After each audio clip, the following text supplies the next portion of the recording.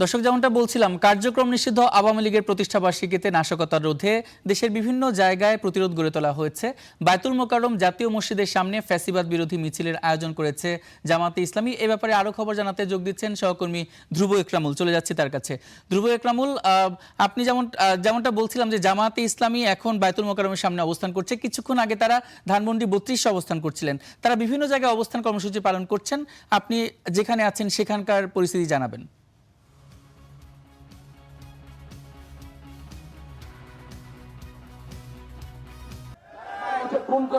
আজকে কার্যক্রম নিষিদ্ধ আওয়ামী লীগের প্রতিষ্ঠা বার্ষিকী উপলক্ষে কিন্তু বিভিন্ন জায়গায় আসলে তাদের যে কার্যক্রম সেটির বিরুদ্ধে ব্যবস্থা নিয়েছে বিভিন্ন রাজনৈতিক দলের পক্ষ থেকে। সরকার এবং বিরোধী দল সহ বিভিন্ন যে সকল সক্রিয় রাজনৈতিক দল এবং তাদের সহযোগী সংগঠন রয়েছে তারা বিভিন্ন জায়গায় দেখেছি যে আমরা ফ্যাসিবাদ বিরোধী বিক্ষোভ সমাবেশ করছি। তারই ধারাবাহিকতায় বাংলাদেশ জামাত ইসলামী কিন্তু আমরা দেখেছি সকালে ধানমন্ডি, মিরপুর সহ রাজধানী বিভিন্ন জায়গায় মিছিল করেছে। এখন বর্তমানে দলটির পক্ষ থেকে বায়তুল মোকাররম মসজিদের উত্তর গেটে এখন একটি বিক্ষোভ সমাবেশ অনুষ্ঠিত হচ্ছে। কিছুক্ষণ পর এখান থেকে বিক্ষোভ মিছিল শুরু হবে, যেটি রাজধানীর বিজয়নগর হয়ে বিভিন্ন এলাকা প্রদক্ষিণ করবে। এর আগে আমরা দেখেছি বিভিন্ন ঝটিকা মিছিল হয়ে কিন্তু ঢাকা মহানগর দক্ষিণের যে নেতা কর্মী তারা কিন্তু এখানে এসে উপস্থিত হয়েছেন এবং তারা যেমনটি বলছেন যে গণহত্যার দায় আওয়ামী লীগের রয়েছে এবং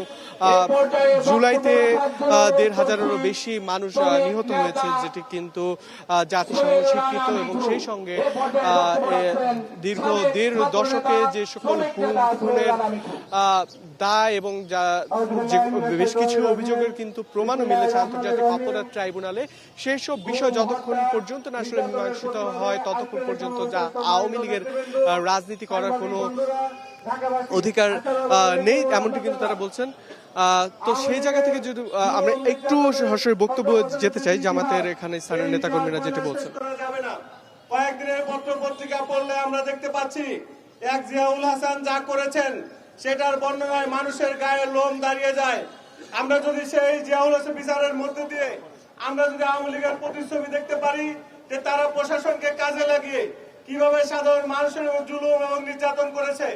আমরা তৌহিদি দেশপ্রেমিক জনতা যতদিন আছি, আগামী দিনে এরকম কোন ফ্যাসিবাদের নিদর্শন আমরা আর দেখতে চাই না এবং রাজপথে আমরা যেমনটি বলছিলাম যে কার্যক্রম নিষিদ্ধ আওয়ামী লীগ তারা আবার নতুন ভাবে যে আস্ফলন তাদের প্রতিষ্ঠা বার্ষিকী উপলক্ষে করার চেষ্টা করছে, সেটি যে কোনো মূল্যে প্রতিহত করার জন্য সকল রাজনৈতিক দল ঐক্যবদ্ধভাবে মাঠে থাকার যে প্রয়াস তারই আসলে অংশ হিসেবে আজকের দিনব্যাপী রাজধানীর বিভিন্ন কার্যক্রম।